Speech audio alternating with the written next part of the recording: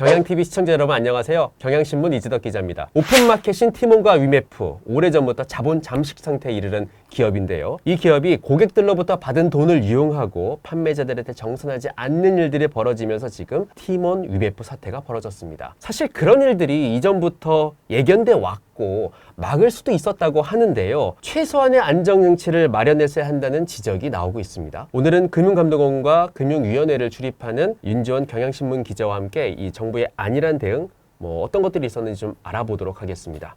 윤 기자 어서 오세요. 네, 안녕하세요. 자, 일단 티메프 사태 다들 아실 테니까 일단 가장 궁금한 것부터 몇 가지 의문사항들을 좀 정리를 해봤어요. 일단 이 티몬과 위메프는 플랫폼 업체죠. 근데 이들 기업이 수년째 적자 기업의 자본 잠식이었어요. 오래전부터 계속 기업으로서 존속 능력이 의문스러울 정도로 불확실성이 존재한다라는 감사 보고서들이 나왔고요. 근데 수천억 원의 대금을 처리하는 이들 업체라면 적어도 건전성은 어느 정도 갖춰져야 되는 게 기본 아니에요? 네. 어떻게 이런 업체들이 계속 사업을 영위할 수 있었던 거죠? 티몬 위메프는 전자지급 결제 대행이라는 업무를 하고 있습니다. 한마디로 타인을 위해서 결제를 대행해 준다는 건데요. 이제 지금 이 기본적인 티몬 위메프의 결제 구조를 보면은 맨 처음에 소비자가 카드를 긁어요.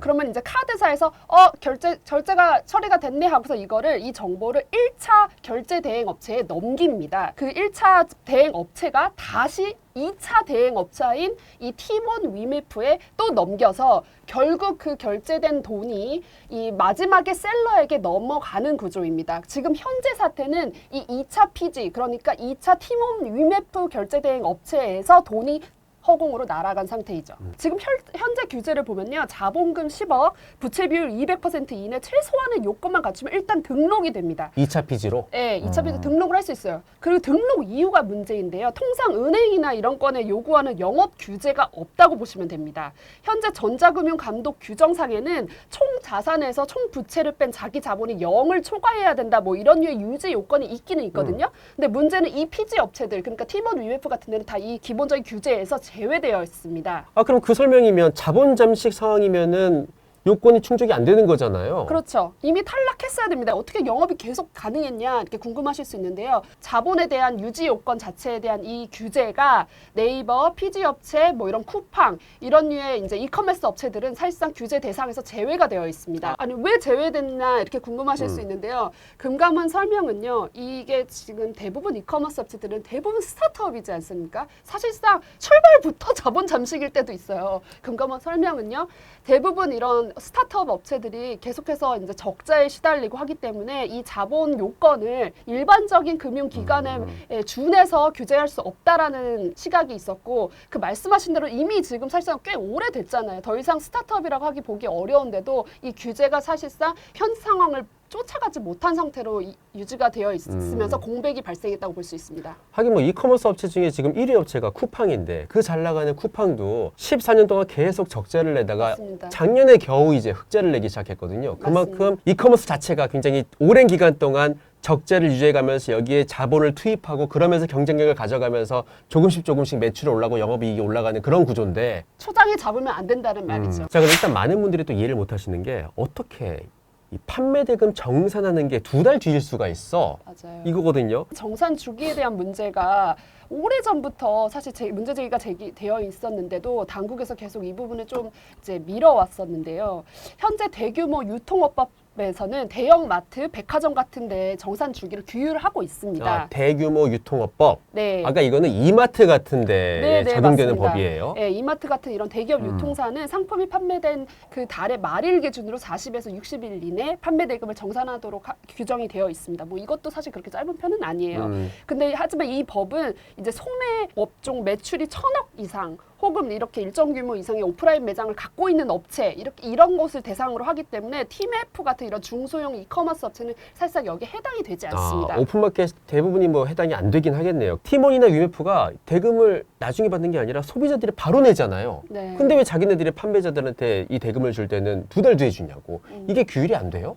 그러면은 전자상거래법이나 전자금융거래법으로 우리가 좀 다른 법으로 이렇게 할 수 있지 않습니까? 근데 그 법도 사실상 계속 개정되지 않은 채로 좀 미뤄졌었고, 그리고 지금 사실 이 문제는 정산 주기가 길어지면 가장 피해를 보는 게 누굴까요? 판매자들이죠. 당연하죠. 네, 판매 셀러들인데 사실 이거는 어떻게 보면 기업의 갑질일 수도 있거든요. 그래서 이거는 온라인 플랫폼법으로 규율해야 된다라는 온플법을 제정해서 새롭게 규율해야 될 이런 대상이라는 그런 온플법을 제정하면 그 안에서 이제 이게 논의될 수 있다라는 이제 의견들이 많았는데 사실 그조차도 미뤄졌죠. 왜냐하면 윤석열 정부에서 자율 규제로 방향을 전환했습니다.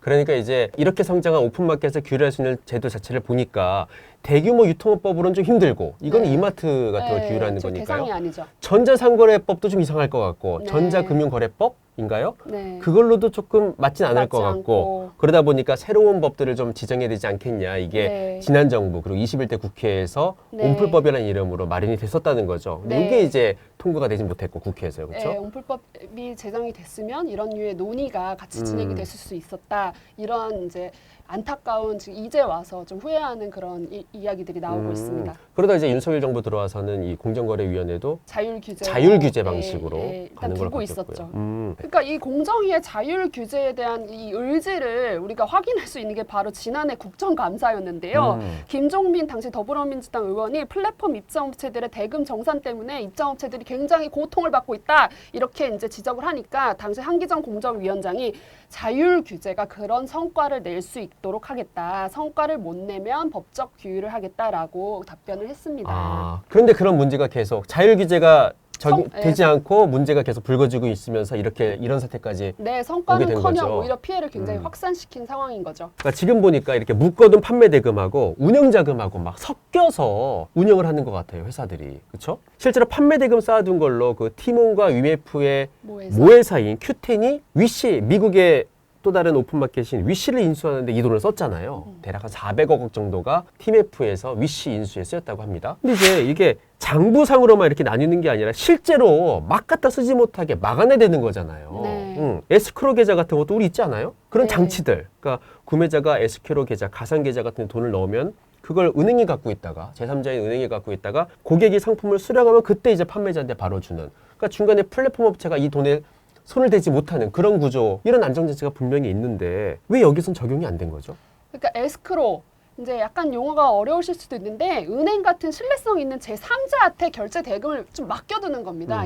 건드리지 마 이런 거죠. 그런데 지금 법상 전자상거래법상을 보면 이게 사실 에스크로 적용은 상거래상에서 의무입니다. 그런데 의무라고요? 이게 의무예요. 2006년 4월부터 의무화가 됐어요. 그런데 왜 팀F는 빠졌을까요? 예외 조항 때문입니다. 아, 또 예외가 있어요? 이 법 예외 조항을 보면 신용카드 거래는 카드사에서 대금 지급을 정지시킬 수 있다는 이유로 에스크로 적용을 제외시켰습니다. 한마디로 현금이 아니라 이커머스의 신용카드 거래는 이제 에스크로를 굳이 안 둬도 된다. 카드사가 취소해주면 그만이잖아 이런 거죠. 하나의 안정장치가 마련돼 있으니 이걸로 됐다? 네. 이렇다 보니 에스크로 도입 여부가 업체별로 중구난방입니다. 뭐 G마켓, 옥션, 네이버, 11번가 이런 주요 이커머스는 에스크로 방식의 전산 시스템을 구축을 했고요. 대신 또 팀원 위메프는 여기에서 빠진 그런 상황입니다. 이를 놓고 이게 이제 업계에서는 뭐 그런 얘기도 있어요. 팀원 위메프 얘네 이놈들 이거 에스크로 일부러 도입 안 했다. 왜냐? 이거 돈 유용을 하기에도 이제 편하고 그리고 사실상 비즈니스 모델이 얘네 이자 장사 아니냐 이런 지적도 나와요. 그러니까 그거 2달간 판매 대금을 2달간 네. 안 주고 묶어두면 그걸로 이 기본 10억에서 20억 그렇게 바로바로 매출에 잡히는 그런 상황입니다. 그래서 이게 일부러 에스크로 계좌 도입이 늦어졌다 이런 지적들이 나오고 있습니다. 그러면은 다른데 네이버라든지 쿠팡 이런 데는 에스크로 계좌를 네, 있다는 거잖아요. 네, 그거는 맞습니다. 신용카드도 에스크로 계좌 에스크로 방식으로 하는 맞습니다. 거예요? 네. 아, 그러니까 그 규정이 신용카드 같은 경우는 에스크로가 의무화는 아닌 거군요. 네, 의무화가 적용하지 아닙니다. 않을 수도 있다. 그래서 중구난방이 됐다 이런. 그렇구나. 그러니까 카드사에서 취소를 해주면 모두가 뭐 클리어하니까 에스크로 굳이 안 둬도 되지 않냐라는 게 기본적인 법의 이제 이 근거된 생각인데 지금 현재 상황은 어떠냐면 카드사가 이미 취소를 해주고 있어요. 환불 취소를 이렇게 해주고 있고, 근데 돈이 이미 넘어갔기 때문에 카드사, 피지사가 팀원 위메프한테 일단 환불을 해주고 구상권을 청구해야 되는 상황입니다. 그럼 지금 덤터기를 피지사나 카드사가 쓸 수 있는 상황입니다.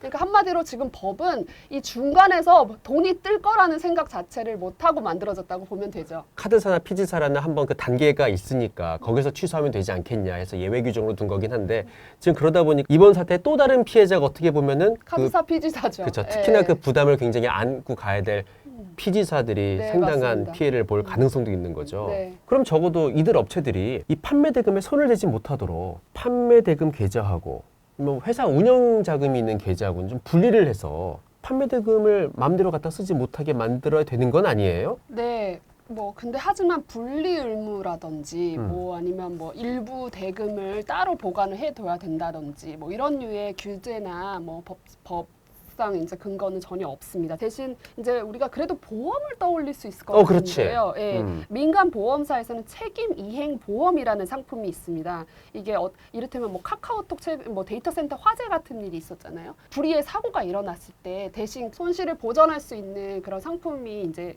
이 시중에 이미 다 있거든요. 근데 하지만 지금 현재 이 TMF 같은 경우는 이 보험도 사실상 지급 대상이 아닙니다. 이 책임이행 보험 상품들에 보면 채무 불이행은 보험 지급 대상에서 빠져 있습니다. 그러니까 이 불의의 사고가 아니라 중간에서 돈 먹고 나른 것까지 우리가 보전할 수 없다 이런 거죠. 그리고 심지어 팀원 위메프는 이 책임 이행 보험에 가입되어 있지도 않고요. 그렇지만 그나마 다행인 건 팀원의 선불 충전금 같은 경우는 지금 팀원 캐시요? 네네 서울보증보험에 가입이 되어 있습니다. 이거는 이제 전자금융업자 이용자 보호 가이드라인이 있어서 그나마 10억 한도로 이제 서울보증보험에 가입이 되어 있었기 때문인데요. 지금 현재 팀원 이제 선불 충전금 규모가 5억 원 가량이니까 뭐 이거 정도는 충분히 커버할 수 있다고 보입니다. 자, 팀원 캐시는 오케이. 괜찮다는 말이죠. 그러면 또 7월 들어서 또 많이 판매했던 게 팀원과 위메프에서 많이 팔렸던 게 뭐 해피머니 상품권이에요. 이 상품권들 싸다고 구입하신 분들 굉장히 많을 텐데 막상 가가지고 결제하려고 보니까 우리 이 상품권 안 받아요 라고 한단 말이죠. 이런 분들 어떻게 하죠? 네, 지금 팀원 위메프가 해피머니의 경우에 7% 이상 높은 할인율로 팔았거든요. 근데 지금 이 해피머니는 지금 보험에서 제외가 되어 있습니다. 한마디로 이제 받아주는 곳이 없기 때문에 휴지 조각이 됐다는 의미예요. 이 대한적십자 같은 경우는요, 헌혈하시는 분들한테 매번 이제 헌혈하시면은 이 해피머니 상품권을 주거든요. 그걸 위해서 33억 원어치나 샀대요. 근데 이거 전부 다 이제 휴지 조각이 되어버린 상태죠. 이게 왜 보험도 가입이 안 된 채로 발행이 됐냐. 이게 지금 보니까 해피머니 이 발행사 같은 경우는 미등록 업체였습니다. 현재 전자금융법상 해피머니 이 회사의 발행의 기준으로는 등록 의무가 없습니다. 그래서 이게 지금 전자금융거래법이 9월에 개정돼서 시행이 되거든요. 그때 비로소 이런 업체도 등록 의무가 생깁니다.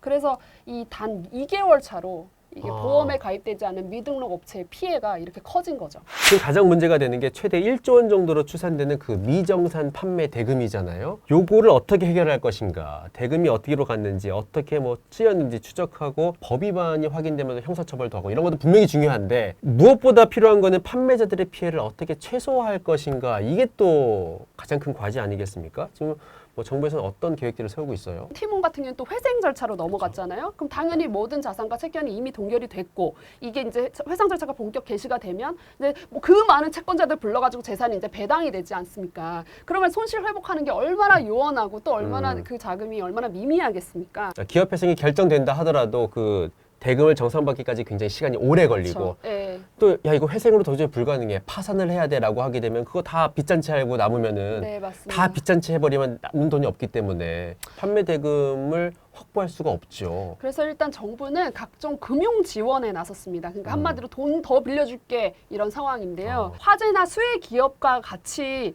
준해서 최대 1년 동안 만기 연장 뭐 이런 것들을 실시하기로 했고요. 그리고 선정산 대출이라고 셀러들이 이 판매 대금 그거를 담보다 잡힌 거를 가지고 대출을 또 받은 게 있어요. 하긴 그 판매 대금을 온전히 돌려받으려면은 뭐 2개월까지 걸리니까 네, 그 사이에 자금을 융통해야 되니까 대출을 받은 거군요. 네, 그 대금 매출 채권을 가지고 대출을 빌린 게 있는데 지금 이 상황에서 갑자기 돈도 못 돌려받는 상황에서 또 대출금까지 갚아야 되는 상황이 놓인 거잖아, 셀러들은. 그래서 이제 그 취급 은행들이 자체적으로 연체가 발생하지 않도록 만기 연장 더 해주겠다, 뭐 이렇게 협조하기로 한 상황이고요. 그리고 또 이제 또 금융위가 이제 뭐 신용보증기금 뭐 이렇게 통해서 또 3천억 그리고 플러스 알파 보증부 대출 프로그램 또 다시 신설하기로 했고 등등 해서 한 5천억 규모로 금융 지원이 지금 예정이 되어 있습니다.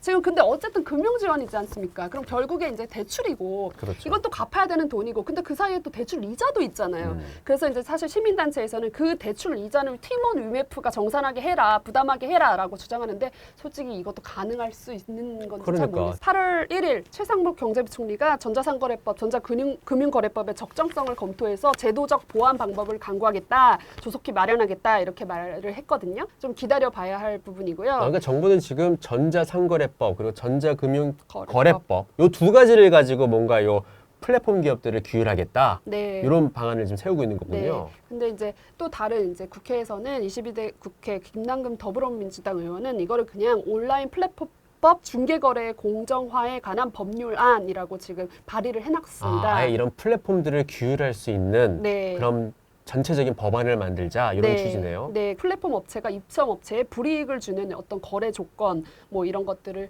다 이제 규율하는 내용들을 포함하고 있습니다. 오늘 팀F 사태는 여기까지 하겠습니다. 오늘 윤지영 기자 말을 들어보니까 결국은 플랫폼 업체가 성장을 하면서 더 이상 기존의 대규모 유통업법, 뭐 금융 관련법으로는 이게 규제가 힘들어지게 된 거고요. 한편으로는 플랫폼 업체가 성장해야 되는데 규제보다는 좀 자율로 두는 게 맞지 않아? 이런 기류가 이어지면서 최소한의 안전장치 없이 지금의 사단이 난 게 아닌가 이런 생각이 드네요. 무엇보다도 판매자들의 피해를 최소화한 일을 찾아보면서도요. 이번과 같은 사태가 또다시 발생하지 않도록 이번이야말로 정말 제대로 된 규제 제도가 보완될 필요가 있지 않겠냐라는 생각도 같이 한번 해봅니다. 저희는 다음 시간에도요. 핫한 경제 이슈 쉽고 자세하게 분석하는 시간을 가져보겠습니다. 감사합니다.